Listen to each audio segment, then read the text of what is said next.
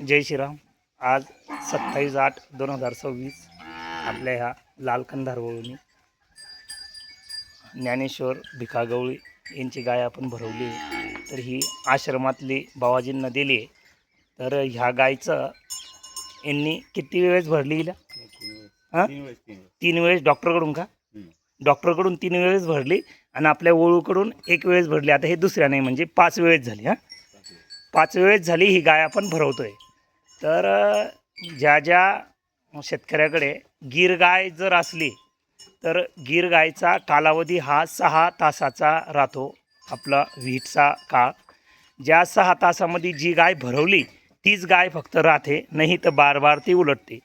तर प्रत्येक शेतकऱ्यानं ते लक्ष ठेवलं पाहिजे की ज्याच्याकडे गीर गाय आहे त्यांनी ते 6 तासामध्ये आपली गाय भरवली पाहिजे. नाही तर आता ते आपल्या लक्षात आलं, नंतर मग आपण डॉक्टरला सांगतो, डॉक्टर 2 तासाने येतो, तोपर्यंत तो काळ चालला जातो.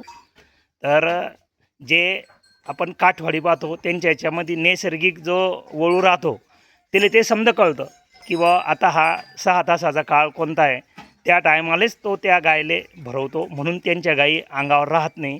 आपण जे आपल्या कामामध्ये किंवा आपण म्हणतो की बा 12 घंटे किंवा दुसऱ्या दिवशी, तर तो काळ शक्यतो राहत नाही. एवढं माझं शेतकऱ्यांना म्हणणं आहे. जय श्रीराम.